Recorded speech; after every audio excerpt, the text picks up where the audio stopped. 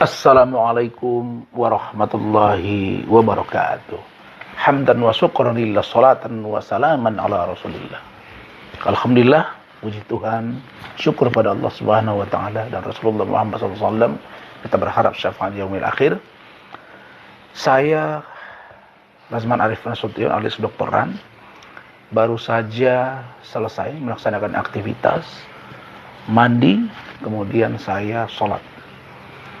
Karena saya bolak-balik ya dari Jakarta, Medan, Pekanbaru, Batam, terus Padang Sidimpuan, saya selalu jamak. Kadang saya jamak takhir, kadang saya jamak takdim. Dan itu boleh secara agama Islam. Setelah itu saya biasanya baru membuat postingan, dan itu biasa saya lakukan dengan bersarung, kadang pakai t-shirt atau kemeja seperti ini dengan peci dan atau kopiah. Yang menjadi ciri khas saya bukan karena saya pencitraan, bukan.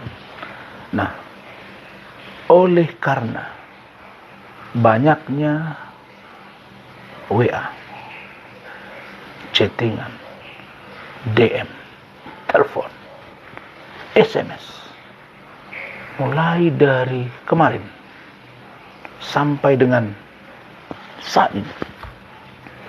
Pertama saya komentari, saya terima kasih kepada puluhan pengacara.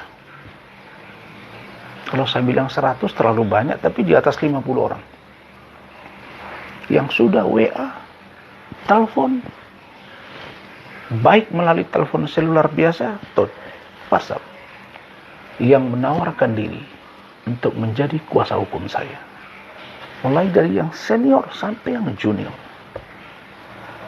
Dan saya apresiasi, dan semua itu sedang dalam pertimbangan saya. Tetapi saat ini saya sudah punya kuasa hukum dari organisasi saya, yaitu Pradi Bersatu, dan saya juga sebagai seorang lawyer. Bagaimana mungkin saya membela orang lain? Saya nggak bisa bela diri saya sendiri. Sedangkan ajaran agama mengatakan la dororo wa la dororo, to be or not to be. Kalau orang ingin menghancurkan kau, mau bunuh kau, bunuh duluan. Kalau itu sudah darurat. Saya sedang pertimbangkan apakah yang saya alami ini sebuah kedaruratan atau tidak. Tapi yang pasti ini adalah hal yang biasa-biasa saja, santai-santai saja, dan aman-aman saja. Nah, karena itu saya terima kasih, dan biarlah nanti pada waktunya saya akan bicara ke media dengan terang benderang, mulai dari A sampai Z perjalanan proses kuasa saudara Iklim Aprilia atau Iklim Hakim kepada kantor hukum Ran Law Firm yang saya pimpin. Dan proses pemeriksaan klarifikasi, undangan, proses pemeriksaan sebagai saksi, lidik, pemeriksaan sebagai saksi, sidik, sampailah hari Minggu kemarin. Saya sudah tahu duluan, saya santai-santai aja. Minggu kemarin saya telepon Kanit yang juga penyidik Cyber Bareskrim Mabes Polri, saudara AKBP Dodi Haryansa, yang mengatakan bahwa hasil gelar setelah konfrontir tetapkan 2 tersangka, yaitu saya Razman Arif Nasution dan saudara Iklima atau Putri Iklima Aprilia atau Iklima Kim.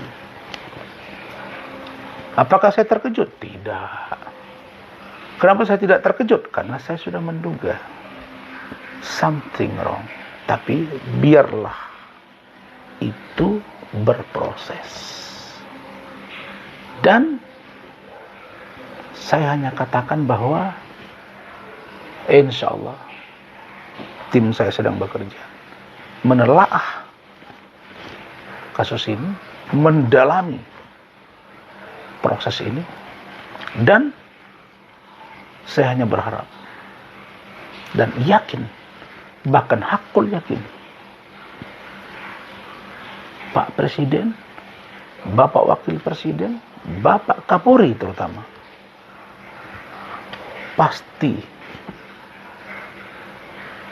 belajar banyak. Kita ini semua, bukan saja Pak Kapolri, belajar banyak dari kasus Ferdi Sambo, dari Teddy Minahasa. Dan muaranya adalah bahwa penegak hukum jangan melanggar hukum.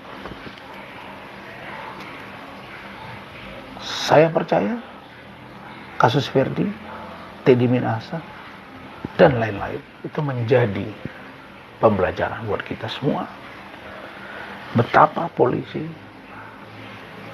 atau penegak hukum dalam institusi Polri tidak boleh menyalahgunakan kekuasaan, abuse of power atau abuse of authority. Kita akan uji apakah Undang-Undang Advokat nomor 18 tahun 2003 dengan pasal-pasal bahwa seorang lawyer tidak dapat dituntut di muka atau di luar pengadilan. Putusan dari Mahkamah Konstitusi juga bahwa seorang lawyer atau pengacara tidak identik dengan kliennya. Apalagi ada surat pernyataan, surat kuasa. Itu semua sedang kita ramu. Apakah saya menyalahkan Polri, institusi? Tidak. Oknumnya nanti saya akan ungkap satu persatu. Jadi teman-teman media semua sabar. Saya sedang dalami dan kita sedang kaji ulang untuk melakukan apa dan seperti apa. Apakah saya menghargai proses ini? Saya hargai, karena ini proses penegakan hukum. Tapi hukum harus tegak lurus, on the track. Tidak boleh belok-belok. Saya senang sekali kasus ini sudah viral, biar mata semua tertuju. Apakah masih perlu lawyer di negara ini atau tidak? Nanti kita uji. Apakah lawyer punya imunitas atau tidak? Nanti kita uji.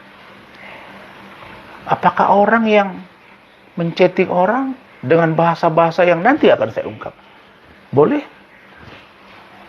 Apakah orang yang ngomong di A, B, C belakangnya jadi lain? Boleh. Apakah orang yang menandatangani kuasa sudah jelas tertulis ada dugaan pelecehan, lalu kemudian mengaku tidak ada tanda tangan, saya tantang untuk uji lab, tidak dilakukan? Boleh. Kita uji semuanya. Saya akan terbuka secara mata telanjang. Tapi saya insya Allah tidak gentar. Dan justru ini akan menjadi berita viral dan hangat untuk Indonesia. Barangkali itu pengantar saya.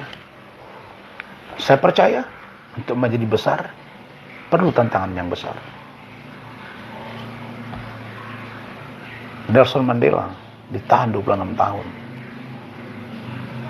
Bahkan dikencingi dalam penjara. Keluar menjadi presiden dan orang yang mengencingi kepalanya dia undang untuk menghadiri pelantikan dia sebagai presiden di Afrika Selatan. Dr. Anwar Ibrahim, mantan wakil Perdana Menteri Malaysia, masuk penjara dituduh melakukan sodomi. Saya waktu itu masih belajar master, saya pengagum beliau, 25 tahun di penjara menjadi Perdana Menteri. Tentulah saya tidak akan menjadi presiden, itu pun Allah ya, mana tahu takdir ya. Tapi saya katakan menjadi besar tidak mudah. Dan tetapi ingat, kejahatan yang terselubung pasti akan terungkap. Filosofi hidup dalam dunia hukum jelas, lebih baik membebaskan 1000 orang yang bersalah daripada menghukum 1 orang yang tidak bersalah. Barangkali itu saya tidak menuduh siapapun, nanti pada waktunya saya akan ungkap. Masih panjang proses ini, dan ini akan menjadi pembelajaran seluruh masyarakat Indonesia, mahasiswa, lawyer, yang senior, junior, yang sudah paham hukum. Saya harapkan mendalami kasus ini. Karena ini akan sangat berbahaya kalau sampai seorang pengacara menjalankan tugasnya dalam rentang waktu kuasanya bisa menjadi tersangka. Barangkali demi kebaikan bangsa, saya akan menjadi test case. Monggo kita uji secara baik. Dan siapapun yang menyalahgunakan kewenangan harus disingkirkan dari penegakan hukum. Demikian, terima kasih. Mohon doa restu. Dan satu lagi, laporan saya terhadap Denis Caryesta, dugaan pencemaran nama baik dan fitnah di Polda Sumatera Utara sudah naik sidik. Salah seorang penyidik menghubungi saya. Dan ada sesuatu, dan nanti akan saya ungkap. Jangan coba-coba halang-halangi. Karena dia datang ke rumah saya, buat papan bunga, menuduh saya, datang ke rumah saya. Saya nggak tahu dia siapa. Buat Instagram dia. Itu harus segera tersangka. Dan boleh kita uji. Barangkali itu, terima kasih. Dan insya Allah kita akan lihat ke depan seperti apa. Semoga hukum tegak lurus untuk Indonesia. Allahumma fil aqwamit thariq. Wassalamualaikum warahmatullahi wabarakatuh. Selamat malam.